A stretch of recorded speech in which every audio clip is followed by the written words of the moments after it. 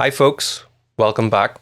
Hope you're all keeping well. So today we're reacting to two songs, the first and second tracks from the 2003 album Effloresce by the British band from Manchester, Oceansize. This request comes in from one of my VIP elite patrons.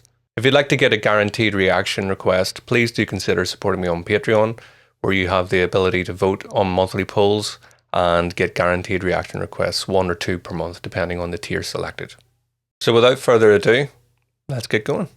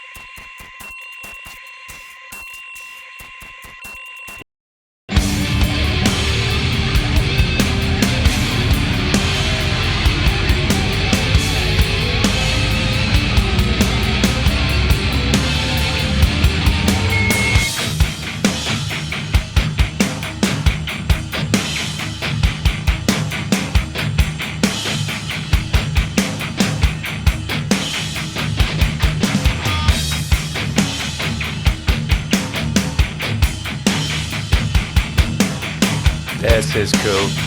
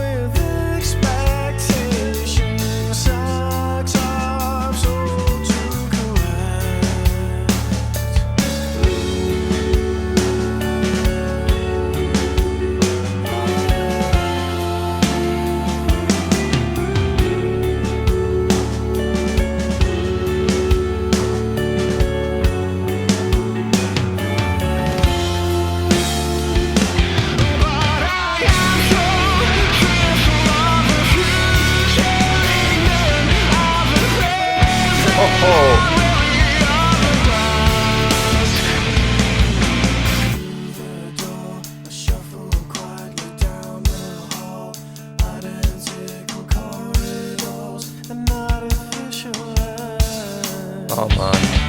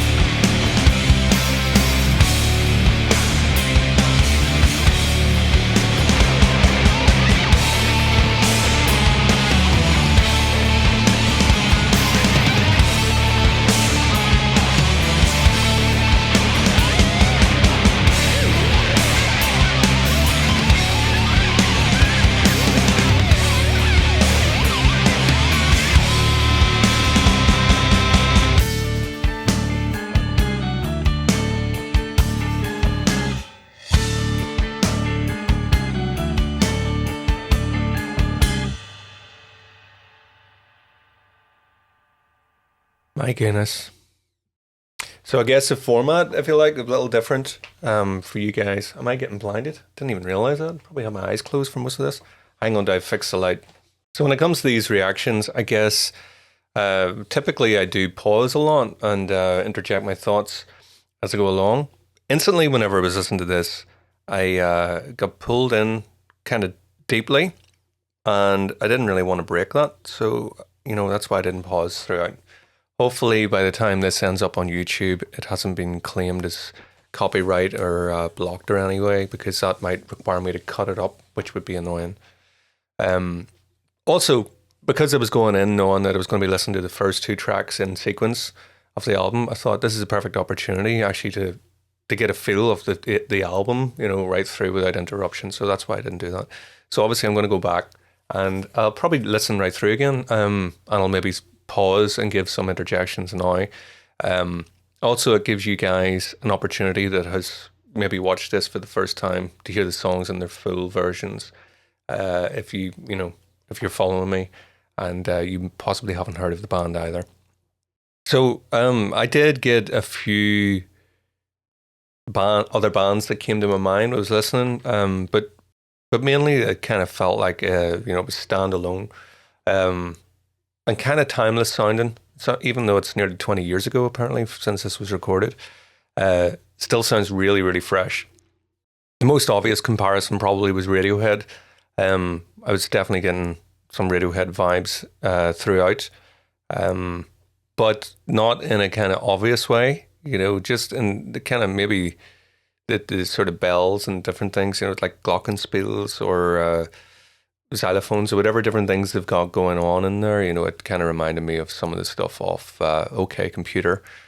But just a couple of initial impressions. But there was lots of things that came to me as I was listening. So let's go back and take some of it in, maybe break it down a little bit.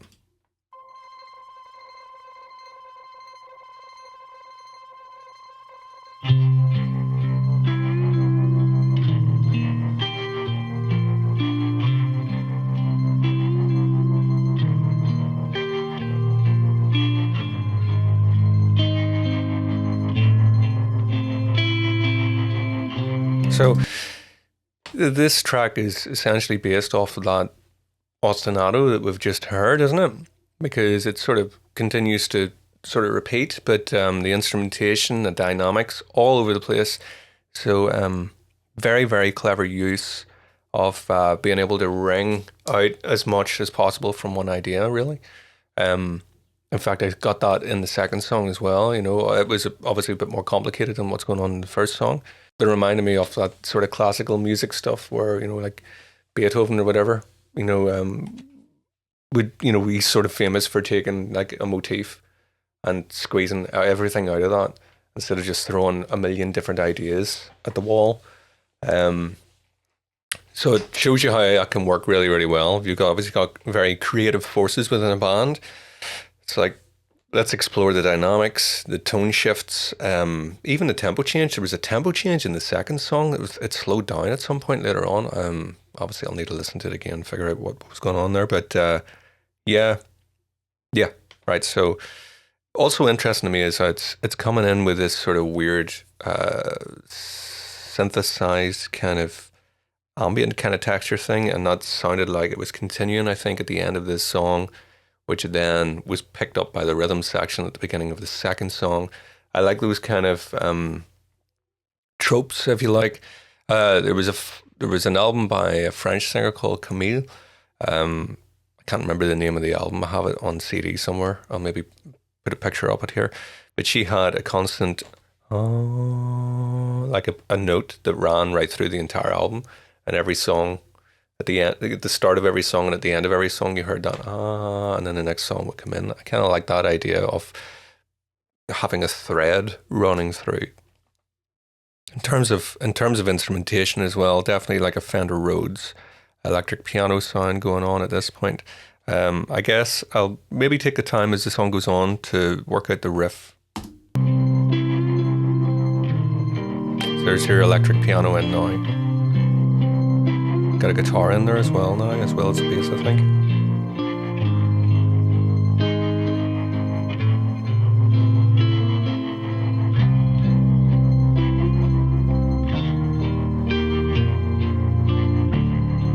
Lovely dark chord change. Yeah, that's another thing. It was kind of...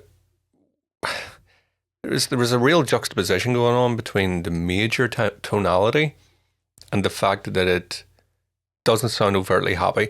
It's very, very difficult to achieve whenever you're... So we're actually in C major, which is, you know, the most sort of plain key, I guess, you could write in, especially on the piano. You know, it's all white keys. So it's very difficult to kind of write something in that, you know, that's your...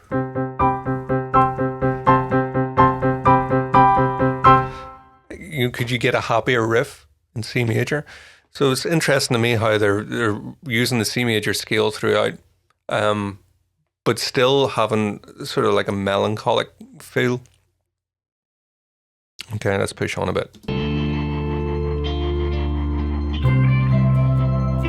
I guess there's like a weird chorus effect on the guitar in the left, which makes it go slightly out of tune, intentionally, obviously.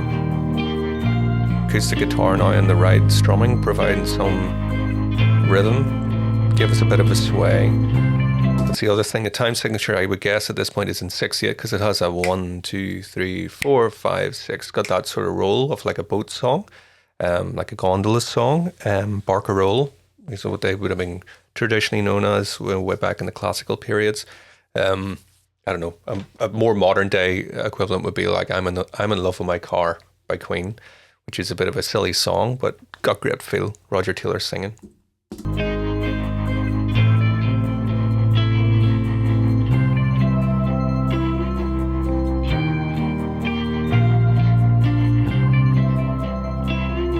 You hear that synth theme is still there, present. It's almost like static electricity or something.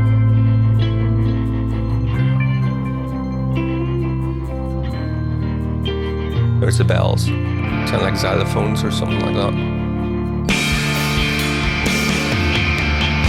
Great way to bring in the distorted guitar. You know, proper. I love the way they're using noise. You know, especially with a band that I actually wasn't sure whether there was going to be singing in this at all, because there was quite a lot of instrumentation at the beginning. I was sort of strapped in just before the singing came in. I was kind of like, okay, this is instrumental. But yeah, so what was I going to say? Yeah, especially for like melodic kind of stuff, they're blending a lot of influences from different things that I really enjoy. They've all been put together in a really, really great way. You know, nice to have noise in there too. Also, you know, we can't not say about the drums being hard panned to the left, which is really unusual. The only other band I can think off the top of my head that have that, although it's present throughout the entire album, is the debut album from The Doors, you know, way back in the 60s or whatever. And that was due to, you know, technical limitations. I guess, well, actually, no, I'm saying that I'm being stupid, aren't I? Because, you know, the music from that era probably would have didn't have a stereo thing as much, sure they didn't. But certainly that's like a real obvious thing when I'm listening to that album, is that the drums are all on one side, you know, the separation. So, of course, I was curious when I first heard that. I was like, is that a mistake? I was like sort of racking my brain thinking, is there something wrong with my audio? Because I can't think of anything modern day that has done that. And then as time was going on through, as the seconds were rolling on, she would say, I started to think, yeah, this is like an artistic decision, just to put the drums in there, sort of experimenting. I guess that's another thing that stands out to me here is the experimentation within the mixing process. A lot of unusual things going on, especially in the second song. We'll get to that in a minute. With the guitar and all this sort of bouncing about. Very creative mixing involved, or at least whenever they're writing, if they're thinking about what way they want to mix it, that's influenced the writing as well. So great use of space. And I guess that was another one of the things that reminded me of Radiohead. They were, incredible at doing that as well.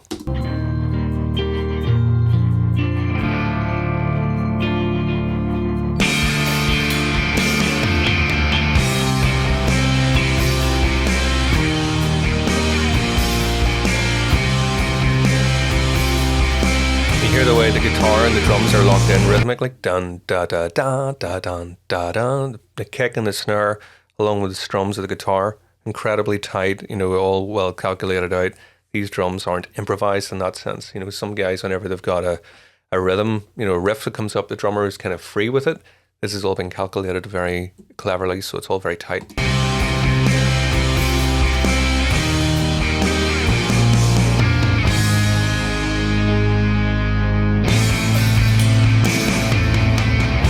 Even that's odd, to stop the riff halfway through and leave space and then come back in at that point. It just goes back to what I was saying at the beginning, where the ostinato, the sort of the musical content, the harmonic content, if you like, is fairly basic. But the use of space and the bringing in the instrumentation, bring it out, changing it for this and that, really creative.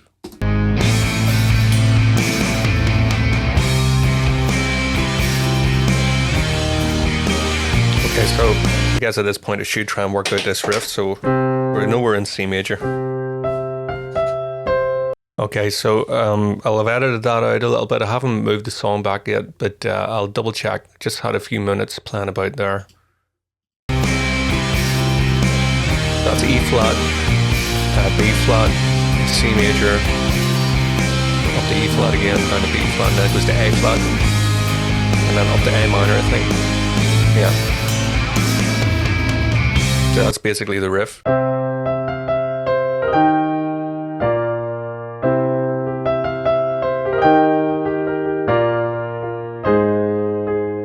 And then up to the A. It's a nice progression, it's unusual. The A minor takes us back to the C major because they are relative keys, but it's unusual to have those flats in there. So nice. There's also another chord I want to pick up at some point. There was a drop in a minor. I think it comes around again. I can't remember. It's the A minor. Radiohead guitars as well with those bends. Paranoid Android. There's that. So that's D minor there. Unusual. Another chord you wouldn't expect to get, which would be the supertonic of C major.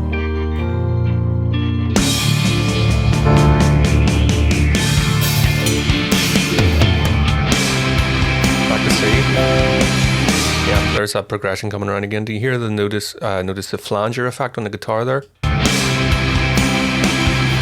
Sorry, let me get this in the right place.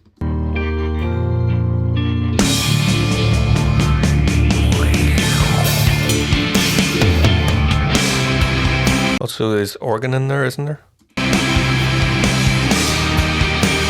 But to mention that, I'm pretty sure there was organ at the beginning as well. Just because it took a lot in. And that first run, I couldn't remember if the organ was in the second song or the first song, but you can hear that Leslie effect there. The rotary effect of the speaker.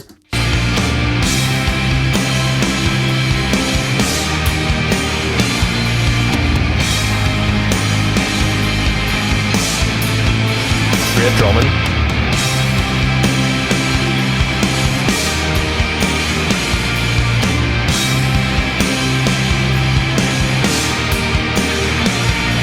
Like a counter melody.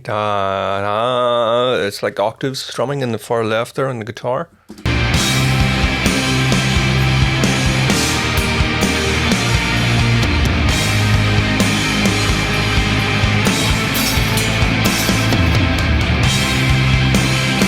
unusual to have the cymbals in the drum mix so high. You know, usually, especially nowadays, it's all kick and snare, isn't it? Do you hear how loud those hi-hats and cymbals are? You know, the hi-hat's really loud in the mix. You really hear that, the throbbing organ.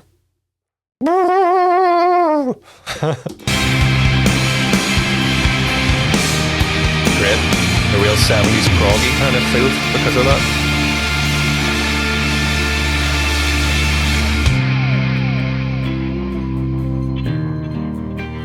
Everything's stripped out again.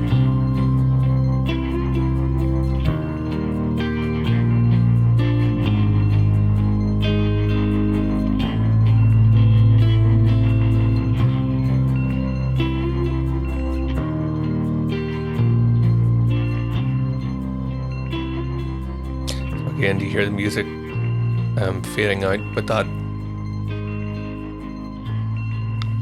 sort of, I don't even know how to describe that. Sort of like FM bells or something like that, possibly on a synthesizer.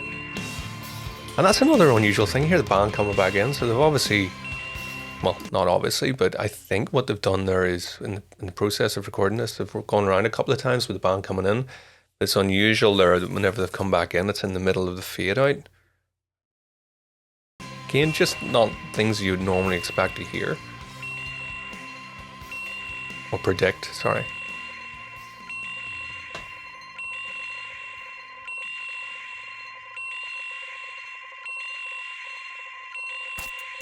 Oh yes, that's right.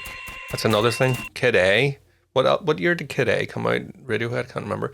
But sort of, again, I'm going to mention Radiohead a couple of times just because they're the most, the band that I'm familiar with the most that this band remind me of. You know, there were different things they did get as well, like, but there's definitely Radiohead vibes going on. Sorry, I'm going to stop trying to say Radiohead. I tried to stop saying Radiohead. Forgot to drink my coffee. And this is in 7 time. I think I gestured that at the time. You can hear the drum pattern is picked up on that previous electronic rhythm. Lots of crazy feedback. A great way to bring in everything. Again, noise, you know, textural kind of stuff there, you know, really using the guitars. I think Jamie, my patron, had mentioned that there are 3 guitarists in the band. And now obviously when I think about it, one of the things he said about, he did write the word singer. I'm just realizing that he wrote that now. Because one of the guitarists, the singer is one of the guitarists, isn't that right? So I'm wondering now, as you can hear 3 distinct dun, dun, dun, dun, dun, you know, that's like a delay effect. But I guess it's possible that they're doing that between the 3 of them in like some sort of well worked out rhythmical pattern, dun, dun, dun, dun. You know, I'm not sure how it's being done in the recording studio. You know, the easiest option would be to kind of maybe play the guitar once or twice and then have this panning going on. But I guess if there's 3, it sounds like there's 3 bits of information, and if there's 3 guitarists, maybe they are doing it in real time.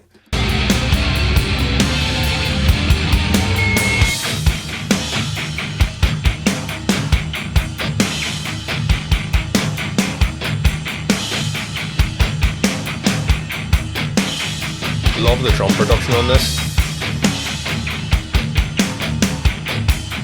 Great syncopation on that. You know, it's basically da da da da da da da da. You know, it's like, you know, we call them quavers here, or 8th notes in America if you're there. You know, it is that over and over, but with some of them missing and some of them with the accents in different places. But it has this great, what would you call it, disorientation or something to it. You know, because you're getting, especially in headphones. I'm not sure how you guys are watching this. Like, I would really encourage you, if you're watching these reactions, to also plug your earphones in to get the audio. You know, don't be sitting watching this on your phone and just listen to the audio like that. You know, that's not good.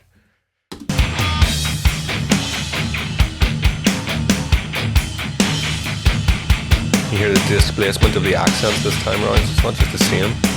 Nice.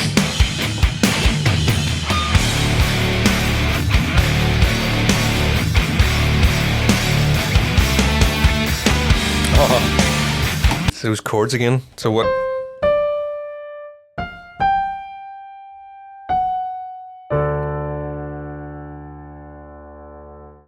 So we're in the key of D major here. And we hear this F sharp being pushed up to the G, which is then we get a G minor chord over a D bass. Which is again, I'm doing it again, but Radiohead. There's one of the Radiohead songs that uses that. I don't remember what it is, like, but it's beautiful, isn't it?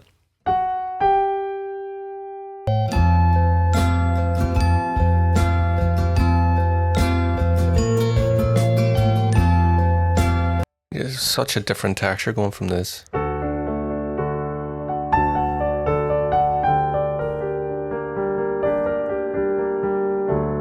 Lovely.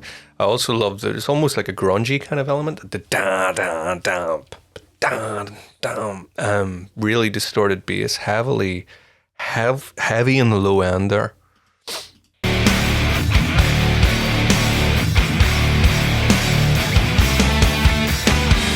a G minor. Still got the D in the bass.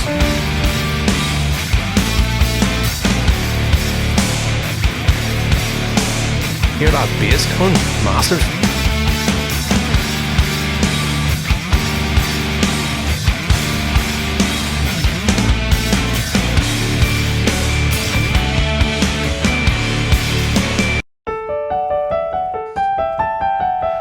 I don't know the exact notes. I could take a time to work them out, but this is probably going to end up a very long video, so we'll push on. Do you know, there's another band that this reminds me of, but this band is a recent band. So, you know, the chronology here, the band that I've been listening to that I really love, that I think if you listen to this, you will also love this band. An incredible band called Heights, as in being tall, Heights. I think there are a few bands called Heights, so you need to make sure you find the right one.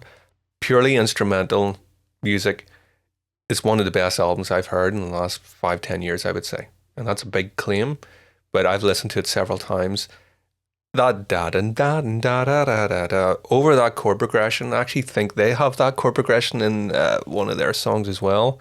I can't remember the name of the album. I'll drop a quick sample in here or bring the album up in the edit. So definitely go and listen to them if you like this, because especially with the instrumental, they're an instrumental band. There's no singing in them.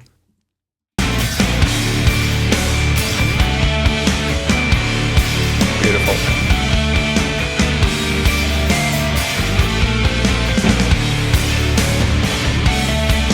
Drummers all over the kit.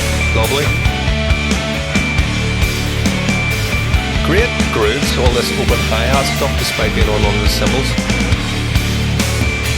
Incorporating the toms into the beat. Right.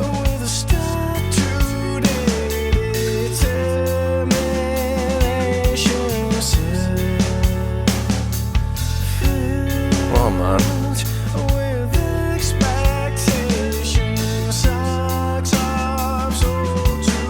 I love that sort of, obviously we've got the main melody of the vocal, but you hear the guitar also has, it's a counter melody really, but it's kind of as strong. It's right there against the vocal, you know, we've got this two pieces of information.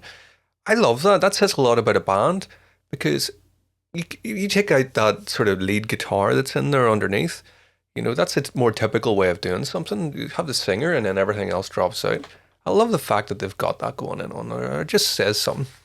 I don't know, it possibly makes me feel better too, because I know when I write my stuff, I like to do that as much as possible. It's like, right, there's the essence, but can we just add a little something in here without trying to get it over, you know, we don't want it to be overcrowded.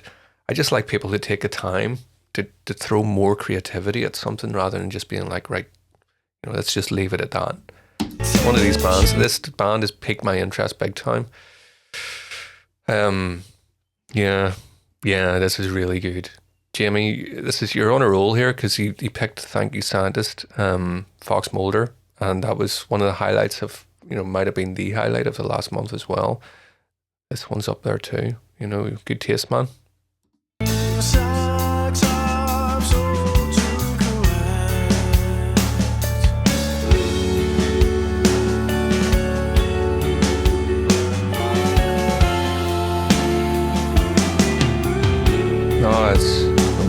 special.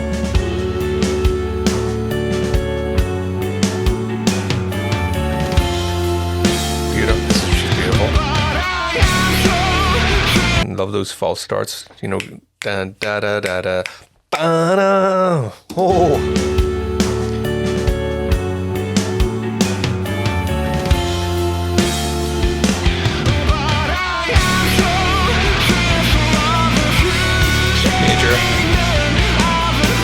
There's that major again. You know, when do you ever hear big open major chords, but still has depth?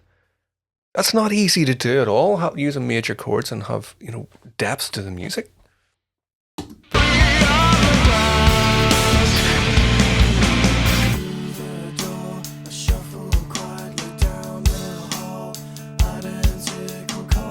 There's your.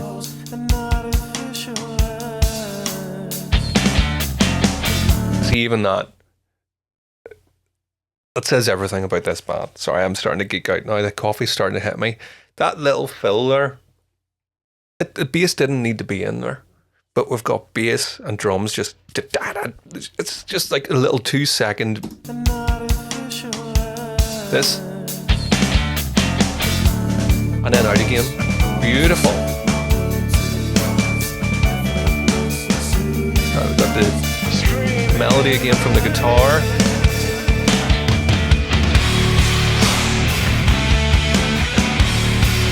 It's even better. Listen on a second go.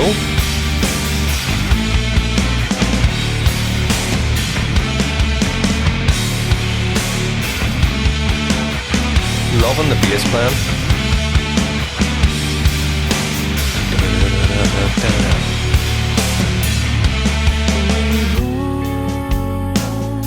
Delay on the vocals. Great harmonies.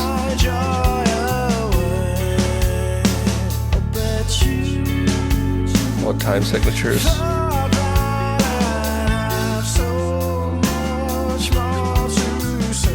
They're really well worked out backing vocals there. Space. Lots of reverb on the vocal. Trills on the guitar, piano, guitar.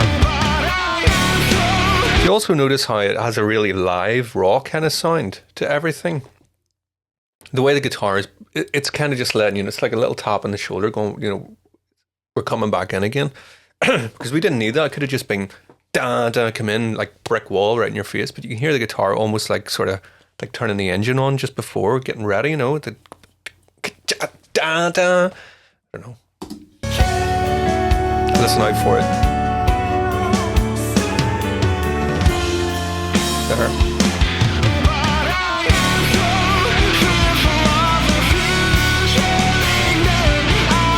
Another melody.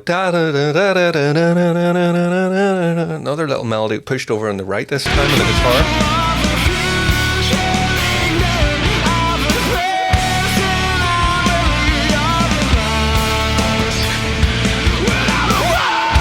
Distorted screaming stuff.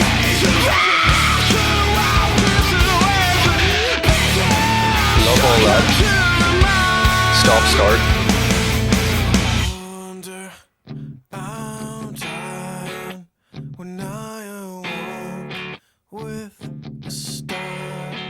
There's that stuff I was saying about space, you know, different textures. You know, you got the palm muted guitar on the right, this really jangly, I would guess, on like a Fender Jaguar or something like that, that real spanky strum kind of stuff on the left, and these sort of really subdued vocals down the middle.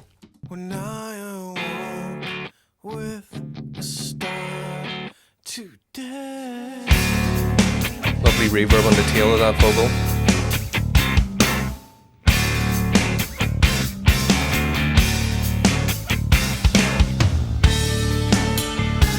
Oh man.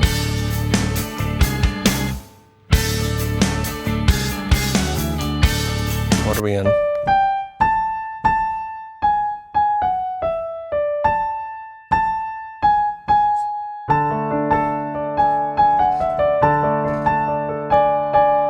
Definitely unusual scale. You know.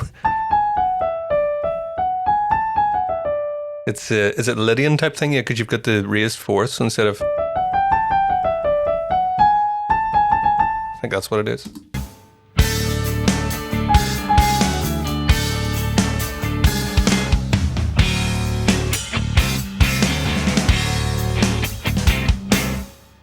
Yes.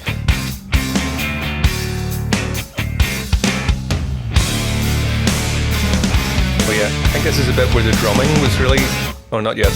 There was a bit near the end of the drumming. I love the way they tried to. Well, they not tried. They kind of.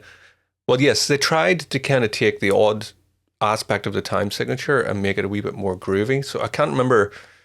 I don't know if I actually did manage to figure it out on that first go, but it was either that the drums did something they altered the drum beat in a way to try and even it out so that it was a constant groove, or else they would have slightly changed the guitar riff in order to do that.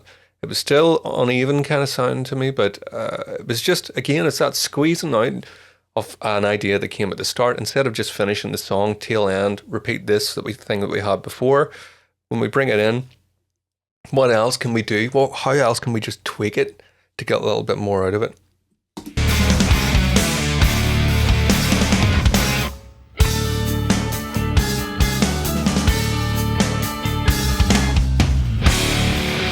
Huge. There's the tempo shift, slightly slower. Oh yes, it's this bit.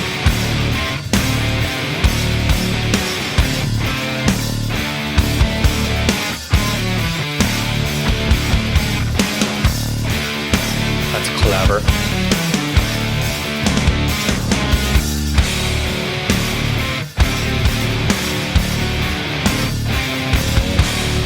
That's really clever, that. So they're using the drums and the guitar to sort of, I think one is starting the phrase, and then the next time it comes around, the kick drum starts the phrase and the guitar is displaced.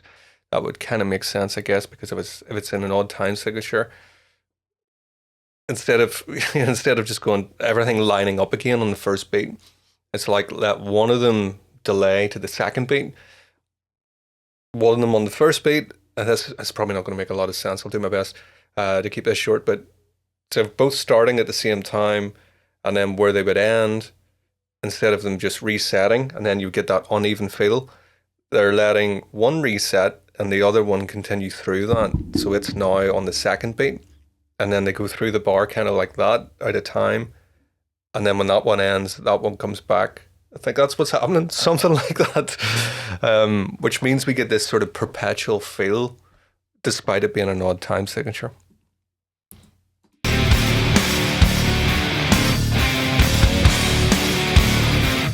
So it's the accents on the snare there. Now the guitar is the beat. Drums are off. I think that's what's going on. That's complicated. Now we're back. Everything lined up. Great tom fills on this now. Building the energy. Getting huge.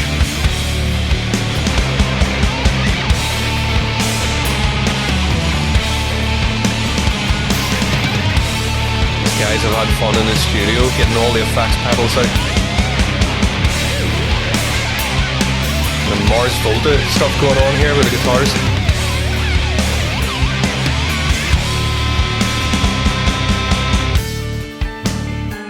That's creepy, that.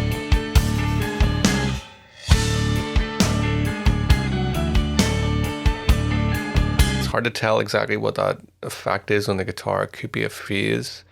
Definitely a detuned element on that. It's almost like, you know, it's almost like one is, it's not actually a full semitone now, but if you've got, you have one of them slightly out by a semitone, say that. It's not out that much, it's just sense as opposed to like a full semitone, but I love that. It's just so creepy.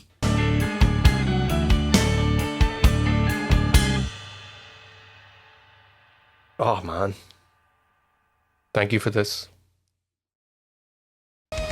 So hopefully Oceansize have plenty of a back catalogue where I can sink my teeth into. These guys are right up my street. You probably could tell that from the sort of gushing that went on there. I need to dry my seat now and get on with my day.